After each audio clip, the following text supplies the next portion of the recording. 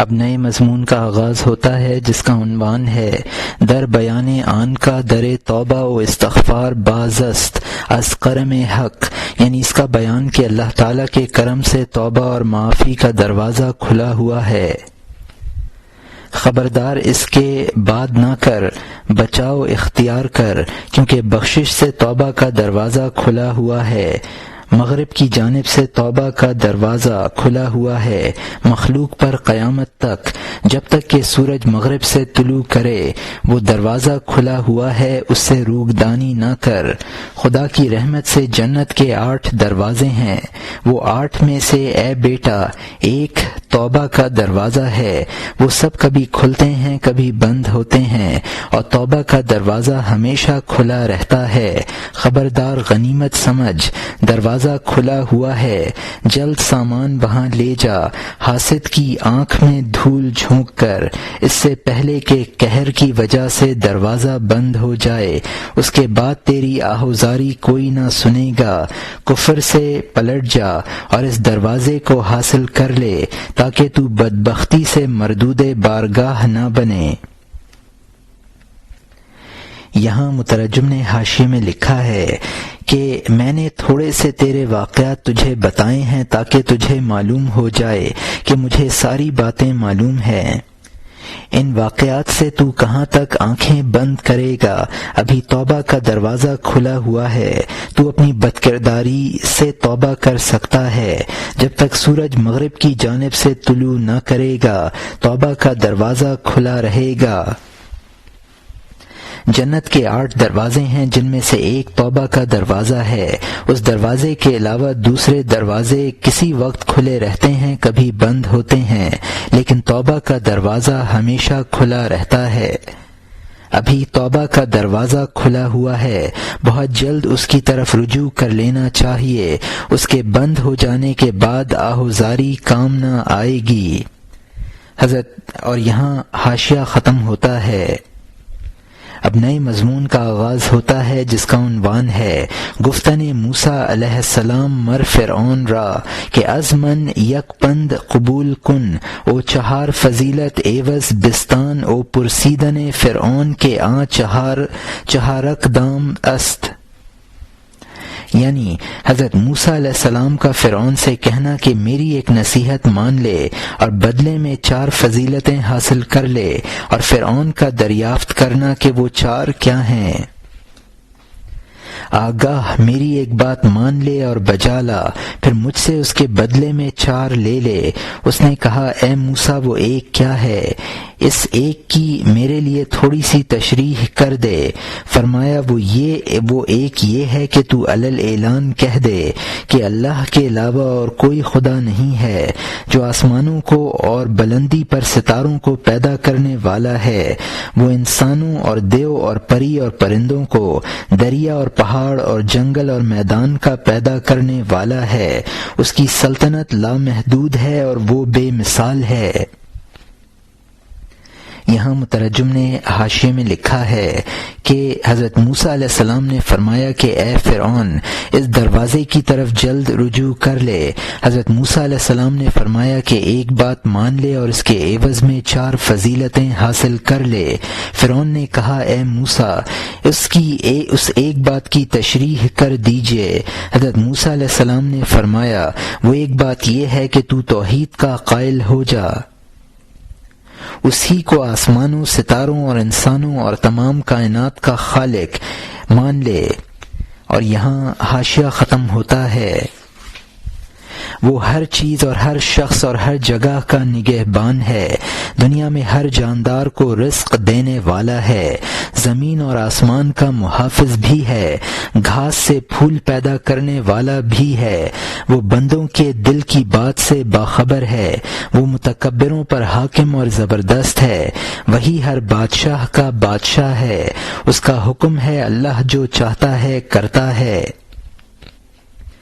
اس نے کہا اے موسیٰ وہ 4 کیا ہیں کہ تو بدلے میں دے گا مجھے بتا۔ لا ہو سکتا ہے کہ اس اچھے وعدے کی خوبی سے میرے کفر کی سزا سست پڑ جائے، ہو سکتا ہے کہ اچھے مغتنم وعدوں کی وجہ سے میرے کفر کا سینکڑوں من کا قفل کھل جائے۔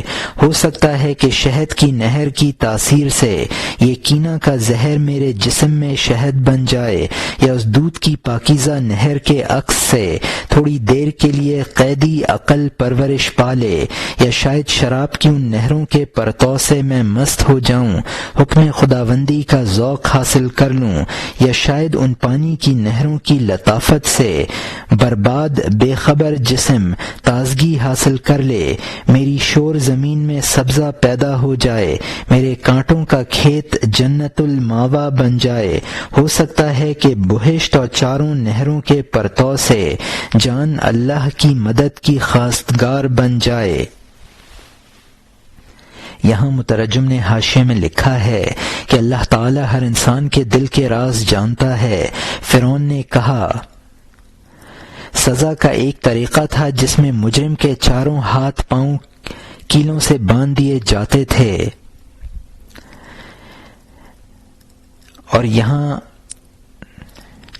حاشیہ ختم ہوتا ہے، جیسا کہ میں دوزخ کے عکس سے بن گیا ہوں، آگ اور اللہ تعالیٰ کے قہر میں ڈوبا ہوا ہوں، کہ دوزخ کی آگ کے عکس سے سانپ کی طرح جنتیوں پر زہر برسانے والا بن گیا ہوں، کہ گرم پانی کے جوش کے عکس سے میرے ظلم کے پانی نے مخلوق کو بوسیدہ بنا دیا ہے، میں زمہریر کے عکس سے زمہریر ہوں، یا دوزخ کے عکس سے دوزخ جیسا ہوں، میں اب مظلوم فقیر کی دوزخ ہوں، اس پر افسوس ہے جس کو میں کمزور پاؤں۔ اے موسیٰ، ہو سکتا ہے کہ تو مجھ پر دروازہ کھول دے اور تیری فضیلتوں سے میں باخبر ہو جاؤں۔ اے موسیٰ، ہو سکتا ہے کہ میں امن کی جگہ پالوں، میں تکبر اور خودی کی کثرت سے چھوٹ جاؤں۔ ہاں بتا مجھے وہ چار کیا ہیں جو مجھے تو بدلے میں دے گا شمار کر۔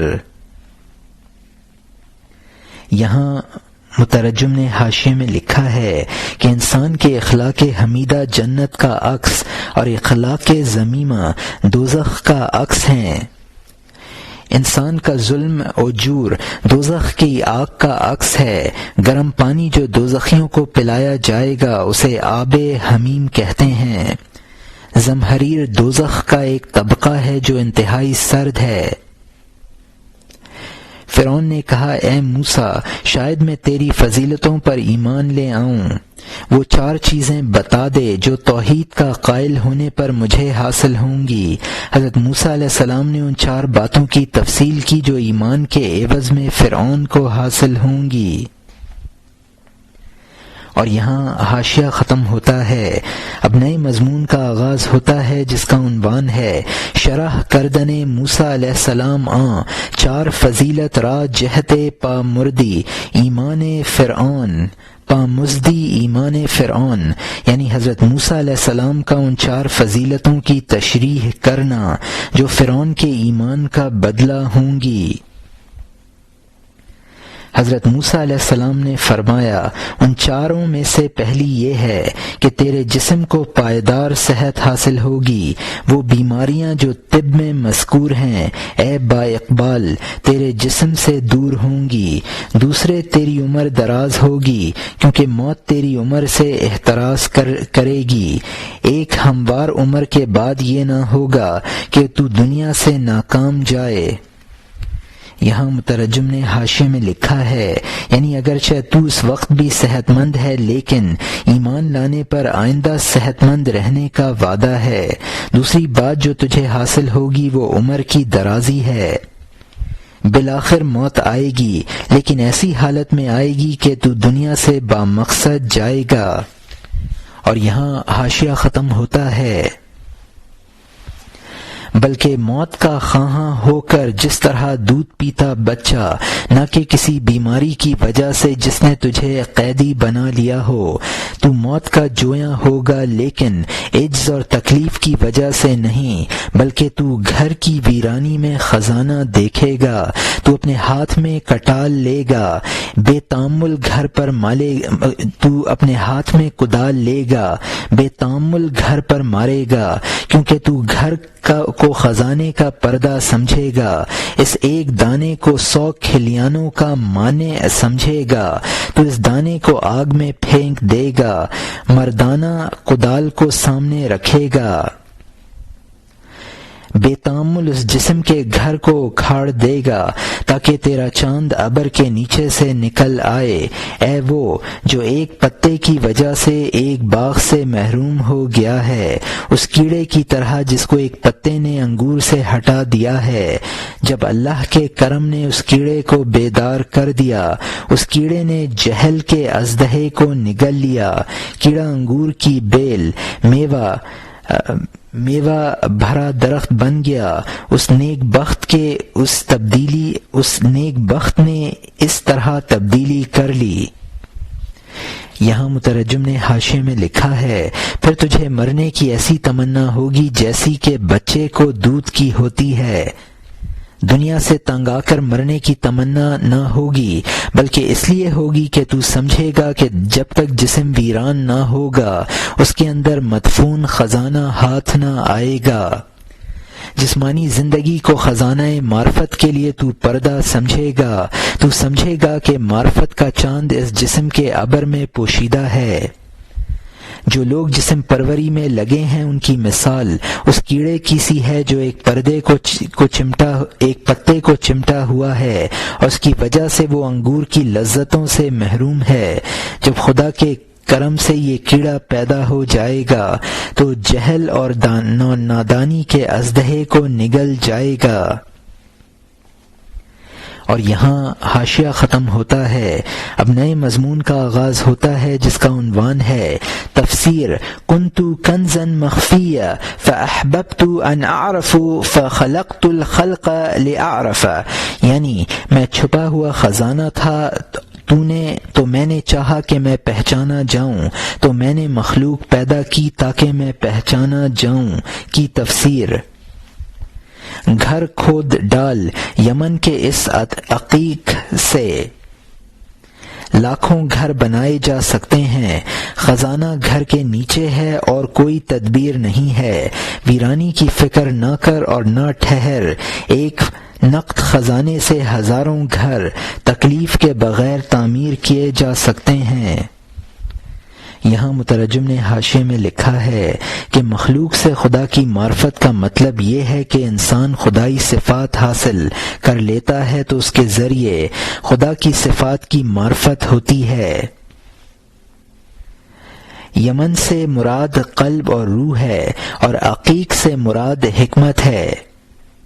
مجاہدات کے ذریعے جسم کو فنا کرنے سے نہ روک، خزانہ ہاتھ آ جائے تو اس ویران شدہ گھر جیسے سینکڑوں اس کے ذریعے تعمیر کر لیے جائیں گے۔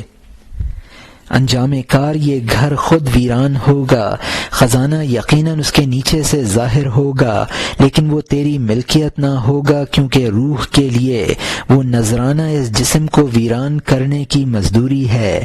جب وہ کام نہ کیا اس کی مزدوری معدوم ہے۔ انسان کے لیے وہی ہے جو اس نے کوشش کی، اس کے بعد تو ہاتھ کاٹے گا کہ ہائے افسوس، ابر کے نیچے ایسا عمدہ چاند تھا، جو بھلائی کی بات انہوں نے کہی میں نے نہ کی، خزانہ گیا اور گھر بھی اور میرا ہاتھ خالی ہے۔ سینکڑوں کھلیانوں کے لیے ایک دانہ مانے تھا، خزانے میں حائل اور پردہ یہ گھر تھا، تو نے گھر اجرت اور کرائے پر لے لیا ہے،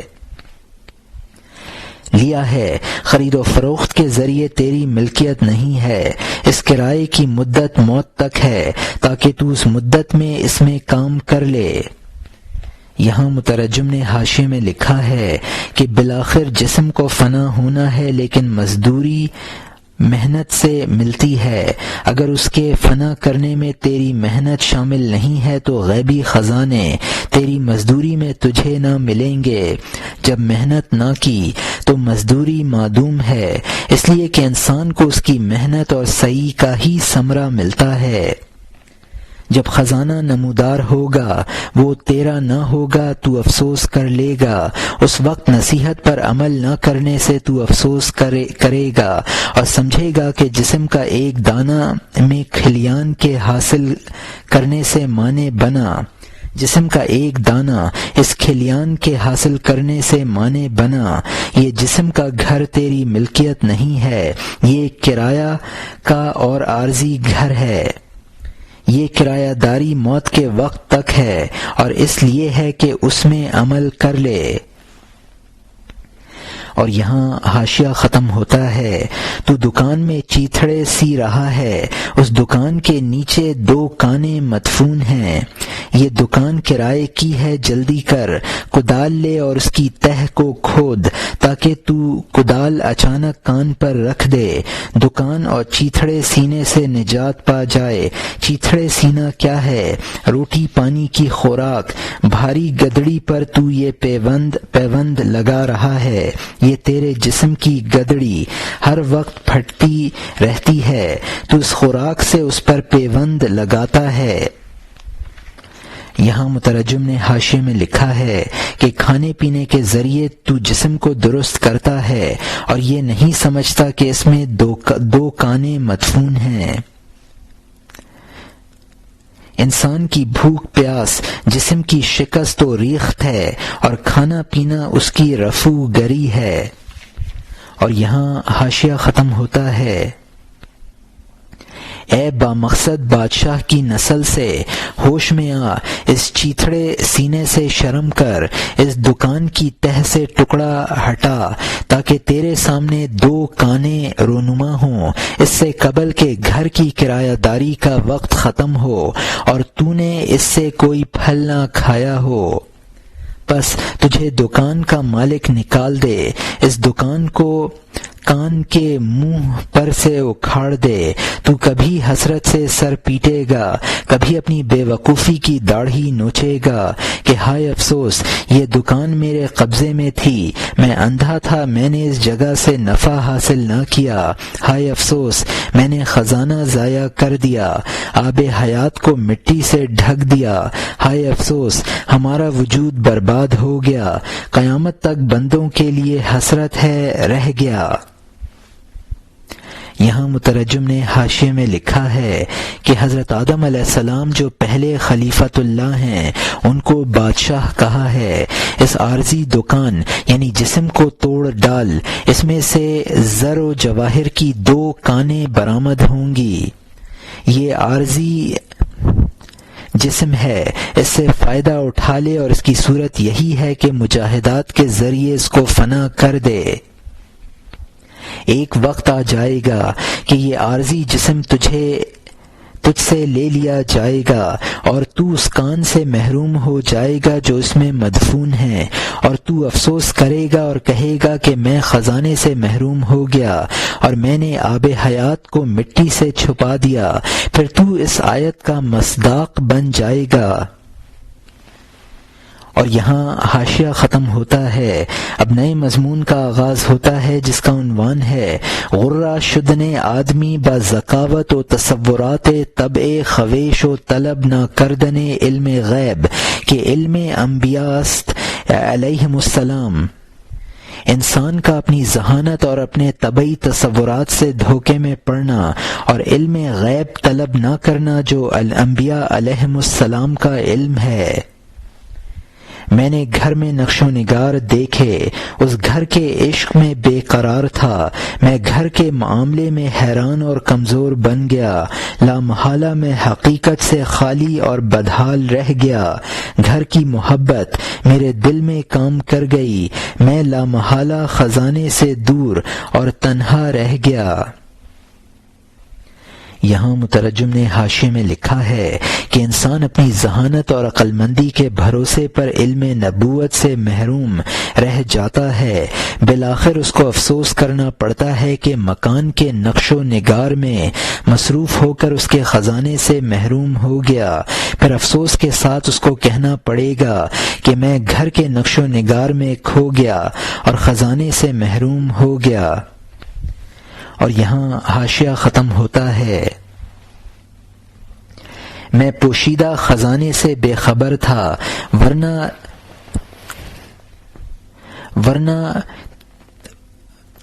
ورنہ تیر میرے ہاتھ کا گلدستہ ہوتا۔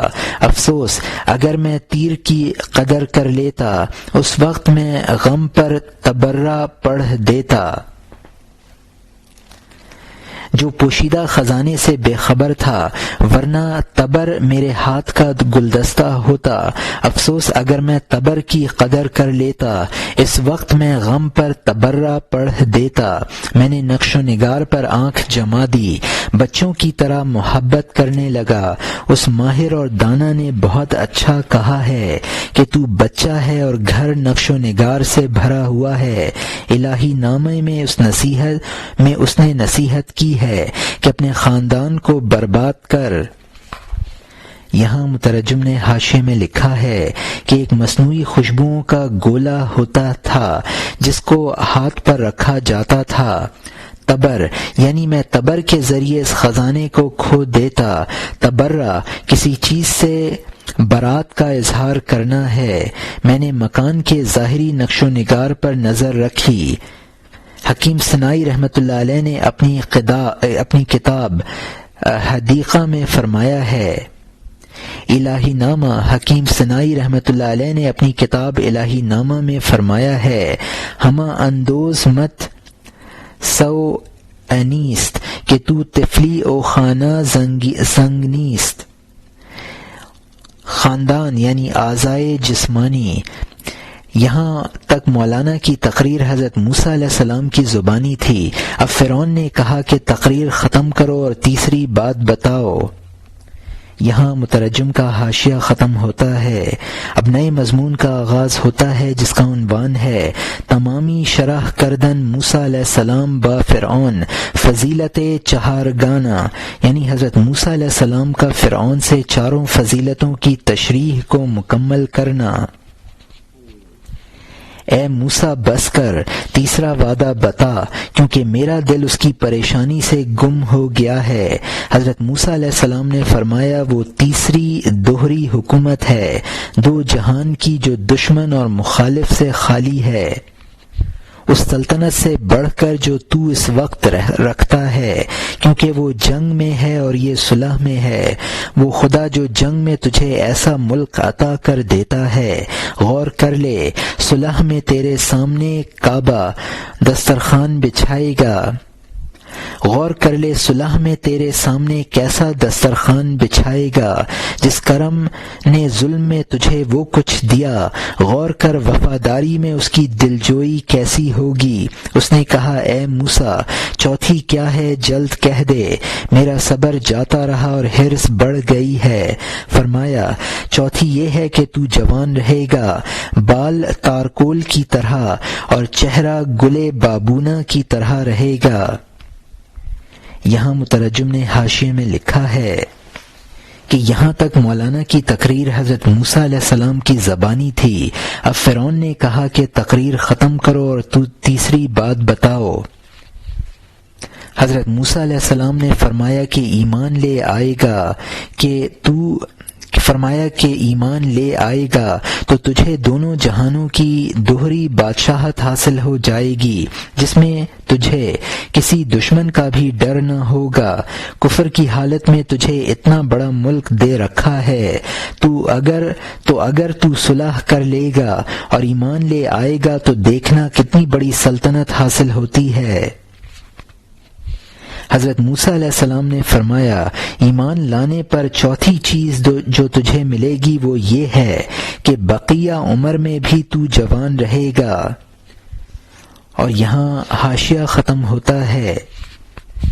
رنگ و بو ہمارے سامنے بہت بے قیمت ہیں، لیکن تو گھٹیا ہے اس لیے ہم نے گھٹیا بات کی ہے۔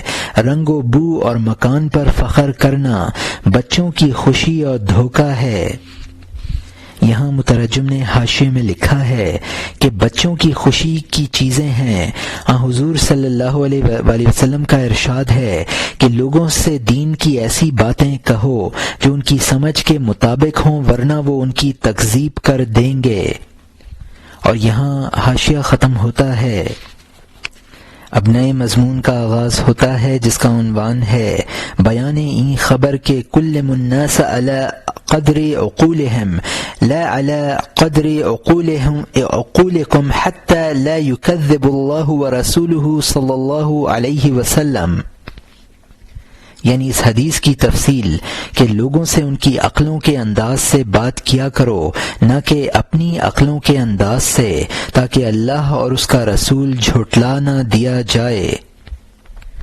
چونکہ میرا واسطہ بچے سے پڑ گیا، مجھے بھی بچوں کی زبان کھولنی چاہیے کہ مدرسہ جا، تیرے لیے پرند خرید دوں گا، یا منقع یا اخروٹ یا پستہ لا دوں گا، جسم کی جوانی کے علاوہ تو کچھ نہیں سمجھتا ہے، لے لے اس جوانی کو اے گدھے، جو لے لے، تیرے چہرے پر کوئی جھری نہ پڑے گی، یہ تیری مبارک جوانی تازہ رہے گی، نہ اس پر تیرے بڑھاپے کی ذلت آئے گی، نہ تیرا سرو جیسا قد ٹیڑھا ہوگا، تجھ میں سے جوانی کا زور نہ گھٹے گا، نہ دانتوں میں کوئی خرابی اور تکلیف آئے گی، نہ شہوت اور جمع اور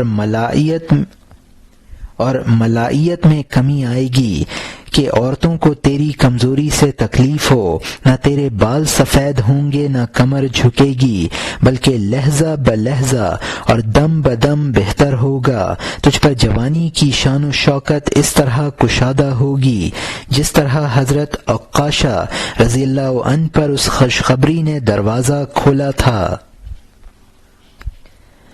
یہاں مترجم نے حاشیے میں لکھا ہے کہ بچوں سے ایسی بچگانہ باتیں کی جاتی ہیں،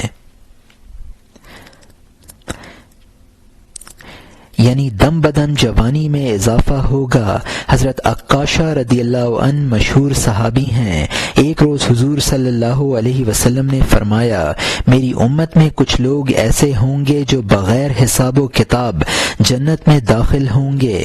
حضرت عکاشہ رضی اللہ عنہ نے عرض کیا، حضور صلی اللہ علیہ وسلم دعا فرما دیجئے کہ میں بھی ان لوگوں میں سے ہوں۔ تو حضور صلی اللہ علیہ وسلم نے ان کو بشارت دی اور فرمایا کہ تم بھی انہی لوگوں میں سے ہو۔ اور یہاں حاشیہ ختم ہوتا ہے۔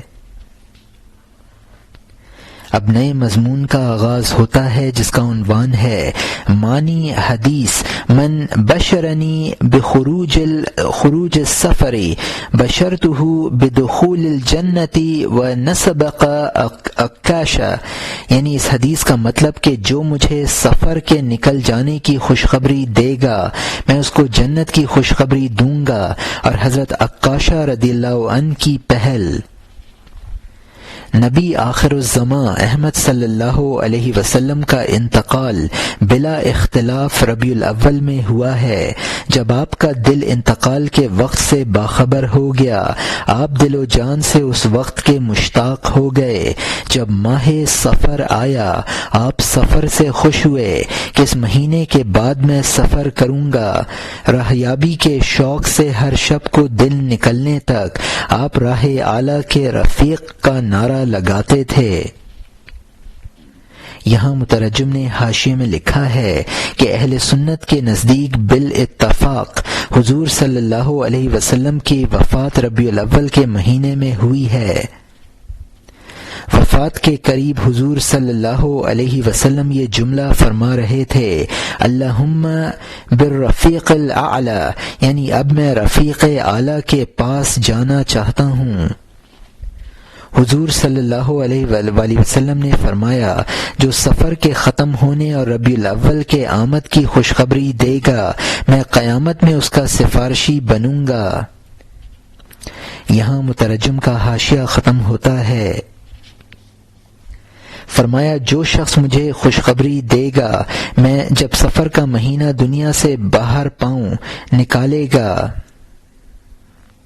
کہ سفر گزر گیا اور ربیع کا مہینہ ہو گیا، میں اس کو خوشخبری دینے والا اور سفارش کرنے والا بنوں گا۔ جب سفر نے سامان باندھ لیا اور نیا چاند رونق اور نور کے ساتھ آسمان پر نمودار ہو گیا، حضرت عکاشہ رضی اللہ عنہ نے عرض کیا، سفر گزر گیا اور چلا گیا۔ حضور صلی اللہ علیہ وسلم نے فرمایا، اے بہادر شیر، تیرے لیے جنت ہے۔ دوسرے آئے کہ سفر گزر گیا، فرمایا عکاشہ خوشخبری کا پھل لے گئے۔ بہت سے انسان دنیا سے انتقال کرنے پر خوش ہیں اور اس میں باقی رہنے سے یہ بچے خوش ہیں، چونکہ اس اندھے پرند نے عمدہ پانی نہیں دیکھا ہے، اس کو کوثر کھاری پانی نظر آتا ہے۔ حضرت موسیٰ علیہ السلام اسی طرح سے انعام شمار کر رہے تھے، اسی طرح بغیر قدم کے راستہ طے کر رہے تھے۔ یہاں مترجم نے حاشیے میں لکھا ہے، کسی دوسرے صحابی نے بھی سفر کے ختم ہونے کی خوشخبری دی۔ آپ نے فرمایا کہ عکاشہ بازی لے گئے۔ جن لوگوں کو آخرت کی نعمتوں کا مشاہدہ ہو جاتا ہے، وہ دنیا سے منتقل ہونے پر خوشی محسوس کرتے ہیں، اور جو لوگ دنیا میں رہنے پر خوش ہوتے ہیں وہ طفل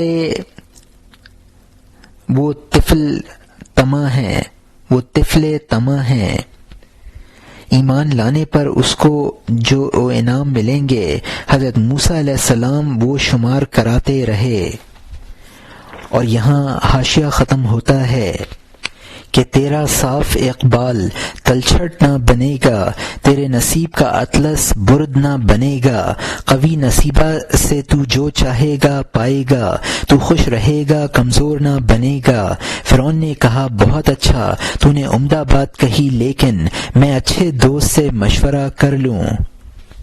یہاں مترجم نے حاشیے میں لکھا ہے کہ حضرت موسیٰ علیہ السلام نے فرعون سے فرمایا، تو ایمان لے آئے گا تو تیرا اقبال بنا رہے گا۔ دھاری دار معمولی کپڑے کی چادر ہوتی تھی جس کو برد کہتے تھے۔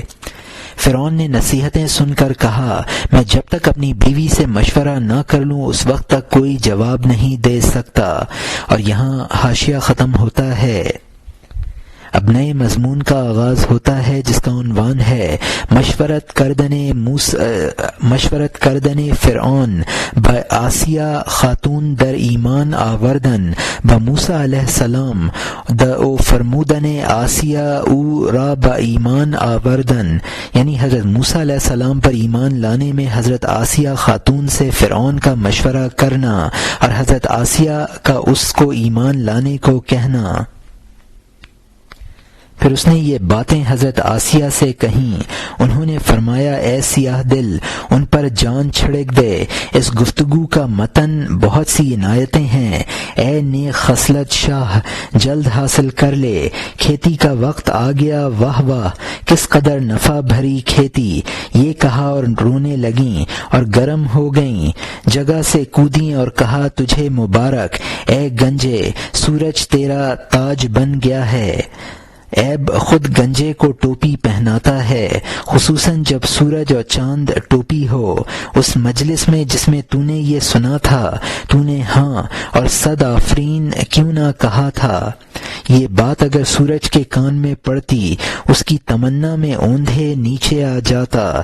تو کچھ جانتا ہے کہ کیسا وعدہ اور کس قدر سخاوت ہے؟ اللہ تعالی شیطان کی دلجوئی کر رہا ہے۔ یہاں مترجم نے حاشیے میں لکھا ہے، حضرت آسیہ علیہ السلام جو فرعون کی بیوی تھیں، انہوں نے فرمایا کہ حضرت موسیٰ علیہ السلام کی نصیحتوں پر عمل کر لے۔ وہ عبارت جس کی تشریح کی جائے اس کو متن کہتے ہیں، یعنی عشق خداوندی میں گرم ہو گئی، خوشی کے موقع پر بولا جاتا ہے۔ گنجے کا گنج اگر اس کو ٹوپی اڑھا کر اس کا عیب چھپائے تو تعجب کی بات ہے، مزید تعجب جب ہے کہ ٹوپی بھی چاند اور سورج کی ہو۔ حضرت آسیہ علیہ السلام نے فرعون سے کہا، تجھے فوراً اس مجلس میں ایمان لے آنا تھا۔ ایمان پر فرعون کی بخشش کا وعدہ ایسا ہے جیسا کہ اللہ تعالی شیطان کی دلجوئی کرے۔ اور یہاں حاشیہ ختم ہوتا ہے۔ جب اس کریم نے اس مہربانی سے تجھے بلایا ہے، تعجب ہے تیرا پتا کس طرح جگہ پر رہا، تیرا پتا نہ پھٹا، تاکہ تیرے اس پتے سے دونوں جہان میں تیرا حصہ ہوتا۔ وہ پتا جو خدا کے لیے پھٹ جائے، وہ شہیدوں کی طرح دونوں جہان سے فائدہ اٹھاتا ہے۔ غفلت اور یہ اندھا پن بھی حکمت ہے تاکہ اس کا وجود رہے، لیکن اس حد تک کیوں ہے؟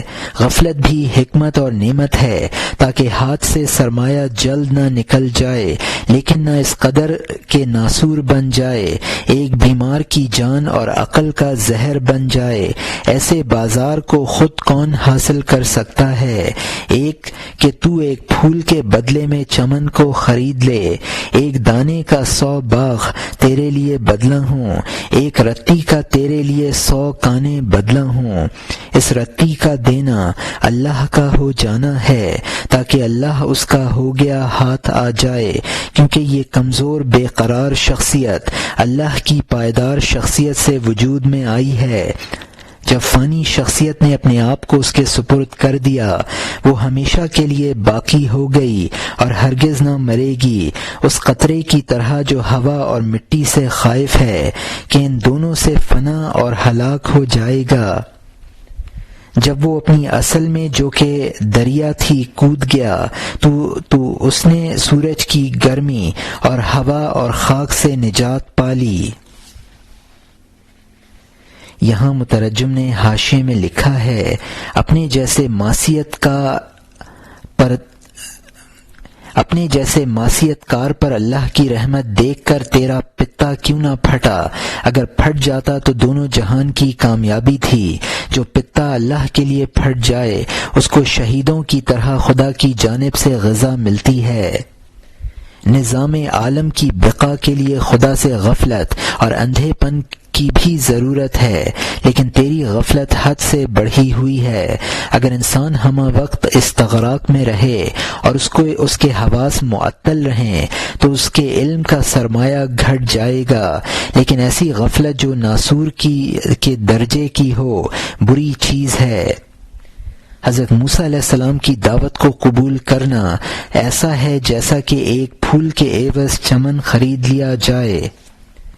حدیث میں ہے، من کان للہ کان اللہ لہ، جو شخص اللہ کا ہوا اللہ اس کا ہو گیا۔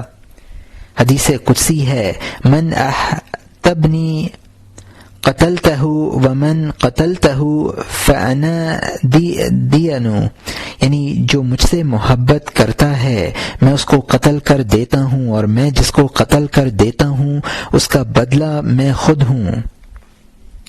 پانی کی بوند کو سورج کی گرمی، ہوا، خاک ختم کر دیتی ہے۔ اور یہاں حاشیہ ختم ہوتا ہے، اس کا ظاہر دریا میں گم ہو گیا لیکن اس کی ذات محفوظ اور قائم اور خوب ہے۔ اے قطرے، خود کو بغیر شرمندگی کے دے دے تاکہ تو قطرے کے عوض سمندر حاصل کر لے۔ ہاں اے قطرے، اپنے آپ کو یہ شرف بخش، دریا کے ہاتھ میں پہنچ کر ہلاکت سے محفوظ ہو جا۔ یہ دولت خود کس کو ہاتھ آتی ہے کہ قطرے کے لیے سمندر تقاضا کرنے والا ہے۔ یہاں مترجم نے حاشیے میں لکھا ہے، جو قطرہ دریا میں مل گیا بظاہر وہ فنا ہوا ہے، حقیقتاً وہ زیادہ محفوظ ہو گیا ہے۔ اپنی ذات کو فنا کر کے ذات باری حاصل کرنا ایسا ہی ہے جیسا کہ قطرے کے عوض میں سمندر حاصل کرنا۔ قطرے کا دریا میں مل جانا قطرے کی عزت ہے۔ یہ سعادت اپنی طاقت سے حاصل نہیں ہوتی ہے۔ اور یہاں حاشیہ ختم ہوتا ہے، جب دریا تجھ پر تقاضا کر رہا ہے تو پھر خبردار، تو کیوں کھڑا ہے اور عاجز ہے؟ خدا کے لیے جلدی بیج خرید، قطرہ دے دے، جواہر بھرا سمندر لے جا۔ خدا کے لیے بالکل تاخیر نہ کر، کیونکہ مہربانی کے سمندر سے یہ پیغام آیا ہے۔ خدا کے لیے جلد دوڑ اور تلاش کر، کیونکہ یہ رحمت کا سمندر ہے، نہر نہیں ہے۔ خدا کے لیے بغیر ہاتھ پاؤں کی گیند بن جا، تاکہ موسیٰ علیہ السلام کا بلہ تیرا پاؤں بن جائے۔ خدا کے لیے تو بدگمانی نہ کر اے بے خبر ایسے عام انعام پر۔ خدا کے لیے اے نوجوان جلد حاصل کر لے، تاکہ تو غلط بینی سے فنا نہ ہو جائے۔ خدا کے لیے اپنی ہستی کو چھوڑ دے، جب اس نے بلایا ہے اے معتمد چلا جا۔ خدا کے لیے بہت جلد عجلت کر، اس بغیر کلام کے اشارے سے منور ہو جا۔ یہاں مترجم نے حاشیے میں لکھا ہے، جب دریائے وحدت خود دعوت دے رہا ہے تو اب توقف کیا ہے؟ جل قطرہ دے کر پر جواہر دریا خرید لے۔ جس طرح موسیٰ علیہ السلام کہیں وہ کرنا چاہیے، اور اپنے آپ کو موسیٰ علیہ السلام کے بلے کی گیند بنا دینا چاہیے۔ اپنی ہستی کو ترک کر کے قرب حاصل کرنا چاہیے۔ موسیٰ علیہ السلام کی دعوت قدرتی اشارہ ہے، اس سے منور ہو جانا چاہیے۔ اور یہاں حاشیہ ختم ہوتا ہے۔ خدا سے ڈر، اب تک تو نے ٹیڑھی بازی چلی، تو نے گردن کو گناہ میں ابھارا۔ سبحان اللہ، جب اللہ کی مہربانی ہو گئی اے سرکش، بغیر تاخیر کے اس سے وابستہ ہو جا۔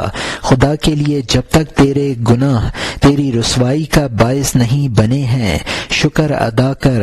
خدا کے لیے جب کہ اس نے فضل کر کے تجھے راستہ دیا ہے، اس کی خاک پا پر سر رکھ دینا چاہیے۔ تعجب ہے ایسے دوہرے کفر کے ہوتے ہوئے اس کا کرم تجھے کیوں قبول کر رہا ہے۔ مہربانی اس کی مہربانی میں گم ہو رہی ہے کہ ایک فرد مایا ساتویں آسمان پر جا رہا ہے۔ آگاہ ایک عجیب باس تیرے ہاتھ آ گیا ہے، اس کو کوئی طلب کرنے والا طلب سے نہیں پا سکتا۔ ان چاروں خلعتوں کو جلد از جلد قبول کر لے، تاکہ تو بدلے میں سینکڑوں عزتیں اور فائدے دیکھے۔ اس نے کہا اے پردہ نشین، میں حامان سے گفتگو کروں گا، کیونکہ بادشاہ کے لیے وزیر کی رائے ضروری ہے۔ اس نے کہا حامان سے یہ راز نہ کہنا، کبڑی بڑھیا باز کو کیا جانے۔ اور یہاں مترجم نے حاشیے میں لکھا ہے، حضرت آسیہ علیہ السلام نے فرمایا تو اب تک ٹیڑھی چال چلتا رہا ہے اور گناہوں میں سربلندی حاصل کرتا رہا ہے۔ اس پر اللہ کا شکر ادا کر کہ اب تک کے گناہ تیری رسوائی کا باعث نہیں ہوئے ہیں۔ خود فرعون کا کفر اور اس کی قوم کا کفر، نیچے درجے کے انسان کو بلندی حاصل ہو رہی ہے۔ یہ سعادت قوت بازو سے حاصل نہیں ہو سکتی ہے۔ وہ چار باتیں جو ایمان لانے پر تجھے حاصل ہو جائیں گی، انہیں حاصل کر لے۔ حضرت آسیہ علیہ السلام کی باتیں سن کر فرعون نے کہا میں اس معاملے میں حامان وزیر سے مشورہ کروں گا۔ کبڑی بڑھیا اور باز کا قصہ آگے نقل فرماتے ہیں۔ سفید باز بہت قیمتی ہوتا ہے۔ باز کے تمام ہنروں کا مدار اس کے پنجوں پر ہے۔ اور یہاں حاشیہ ختم ہوتا ہے۔ اب نئے مضمون کا آغاز ہوتا ہے، جس کا عنوان ہے قصہ باز بادشاہ او کم پیرزن کے درخانہ او بود، یعنی بادشاہ کے باز اور اس بڑھیا کا قصہ جس کے گھر میں وہ باز تھا۔ ایک سفید باز تو ایک بڑھیا کو دے رہا ہے، وہ بھلائی کے لیے اس کے ناخن تراش دے گی، وہ ناخن جو اصل کام اور ذریعہ شکار ہیں۔ کبڑی بڑھیا اندھے پن سے کاٹ دے کہ تیری ماں کہاں تھی کہ تیرے ناخن اتنے لمبے ہیں۔ اے بھلے مانس، ناخن اور اس کی چونچ اور اس کے پر کاٹ ڈالے۔ ناپاک بڑھیا محبت کے وقت ایسا ہی کرتی ہے۔ جب وہ اس کو دلیا دیتی ہے وہ نہ کھاتا، غصے میں بھر جاتی، محبتوں کو چاک کر دیتی ہے کہ میں نے تیرے لیے ایسا دلیا پکایا، تو تکبر اور سرکشی کرتا ہے تو اس بدبختی کے لائق ہے۔ نعمت اور خوش نصیبی تجھے کب موافق آ سکتی ہے؟ اس کو دلیے کا پانی دیتی ہے کہ یہ لے لے، اگر بے خمیر کی روٹی کھانا نہیں چاہتا ہے۔ بعض کی طبیعت اس دلیے کے پانی کو قبول نہیں کرتی ہے، اس سے وہ زیادہ رنجیدہ ہوتی ہے اور اس کا غصہ بڑھ جاتا ہے۔ غصے سے وہ جلتا ہوا دلیا اس کے سر پر عورت ڈال دیتی ہے اور اس کی کھوپڑی گنجی ہو جاتی ہے۔ سوزش سے اس کی آنکھوں سے آنسو بہہ پڑتے ہیں۔ دل کو سوز کرنے والے بادشاہ، دل کو منور کرنے والے بادشاہ کی مہربانی اس کو یاد آتی ہے۔ یہاں مترجم نے حاشیے میں لکھا ہے کہ بوڑھی عورت نے یہ بھی کہا کہ باز کی ماں کہاں چلی گئی تھی کہ اس کے ناخن اس قدر بڑھ گئے ہیں، چنانچہ اس بوڑھی نے اس باز کے پر اور چونچ اور پنجے کاٹ ڈالے۔ تتماج ایک ترکی کھانا ہے جو دلیے اور شوربے کی طرح کا ہوتا ہے۔ باز تتماج کو نہیں پیتا تو بوڑھی اور غضبناک ہوتی ہے اور اس کی محبت کے پردے چاک ہو جاتے ہیں۔ اس کو تتماج دیتی ہے اور کہتی ہے کہ اگر بے خمیر کی روٹی پسند نہیں ہے تو یہ کھا لے۔ سر پر اوڑھنے کے لوہے کی خوبیاں، مغفر کا مطلب ہے سر پر اوڑھنے کے لوہے کی خوبیاں کی خود یہاں مراد سر ہے۔ اس باز کو بادشاہ کی محبت یاد آتی ہے اور یہاں حاشیہ ختم ہوتا ہے۔ اس نازنین پر غمزہ کی آنکھوں سے جو شاہ کے چہرے کی وجہ سے سینکڑوں کمالات رکھتی تھیں، اس کج نہ ہونے والی آنکھ کوے کے زخم سے پر ہو گئی، اچھی آنکھ بد نظر سے درد اور داغ والی ہو گئی، سمندر کی وسعت والی آنکھ جس کی کشادگی سے دونوں جہان ایک بال نظر آتے تھے، اگر ہزاروں آسمان اس کی آنکھ میں آئیں، چشمے کی طرح سمندر میں گم ہو جائیں۔ یہاں مترجم نے حاشیے میں لکھا ہے یعنی باز کی وہ آنکھیں جو نازنین تھیں، جن سے وہ شاہ کا دیدار کرتا تھا، وہ ٹیڑھی نہیں ہے۔ معراج کے واقعے میں قرآن نے کہا ہے کہ حضور صلی اللہ علیہ وسلم کی نگاہیں صحیح پڑیں اور ان کو دیدار رب حاصل ہوا۔ اور یہاں حاشیہ ختم ہوتا ہے۔ وہ آنکھ جو ان محسوسات سے آگے بڑھی ہوئی ہے، غیب بینی سے لذتیں محسوس کیے ہوئے ہے، میں خود ایسا کان نہیں پاتا ہوں کہ اس حسین آنکھ کا ایک نقطہ کہہ سکوں۔ اس سے وہ قابل تعریف عظیم آنسو ٹپکتے کہ جبرائیل علیہ السلام اس کے قطرے کو لے اڑتے تاکہ اپنی چونچ اور پروں پر ملیں، اگر وہ پاک خصلت ان کو اجازت دے۔ باز کہتا اگرچہ بوڑھی کا غصہ بھڑک اٹھا ہے، میری شان و شوکت، نور اور صبر و حلم کو نہیں جلا سکا۔ یہاں مترجم نے حاشیے میں لکھا ہے کہ باز سے مراد اللہ کا وہ ولی ہے جو مخالف جاہلوں میں پھنس جاتا ہے۔ ایسے ولی کی آنکھیں محسوسات سے گزر کر مغیبات سے لطف اندوز ہوتی ہیں۔ وہ آنسو اس قدر قیمتی ہوتا ہے کہ اس کو حضرت جبرائیل علیہ السلام اٹھا لیتے ہیں اور تبرکن اپنے جسم پر ملتے ہیں۔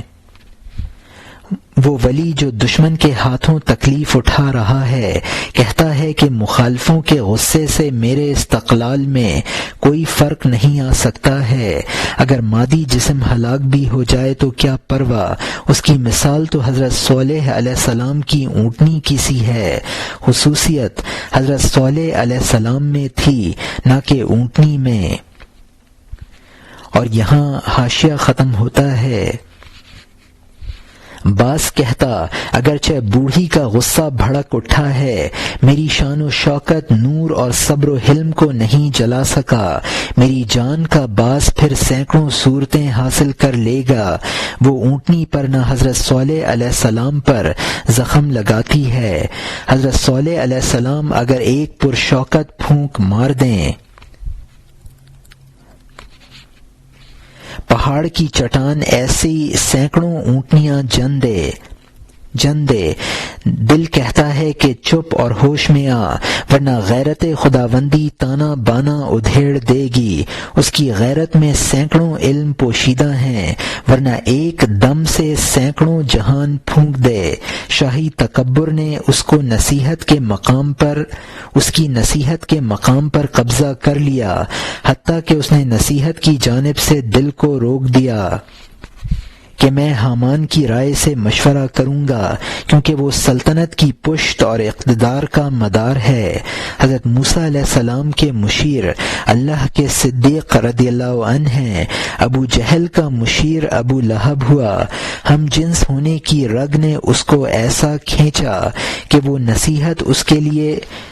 وہ نصیحتیں اس کے لیے ٹھنڈی پڑ گئیں۔ جنس کی جانب سینکڑوں پروں سے اڑتی ہے، اس کے خیال پر سے پردے ہٹا دیتی ہے۔ یہاں مترجم نے حاشیے میں لکھا ہے کہ غیرت خداوندی بڑی بردبار ہے، ورنہ اس طرح کے غیبی راز افشا کرنے سے وہ اس قدر غضبناک ہو جاتی ہے کہ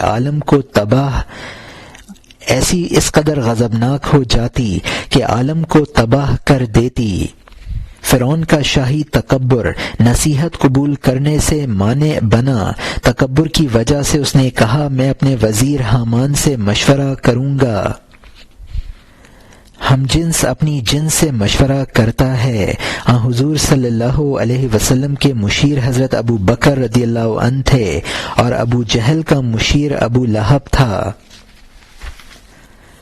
ہر چیز اپنی ہم جنس کی طرف تیزی سے جاتی ہے۔ اور یہاں حاشیہ ختم ہوتا ہے۔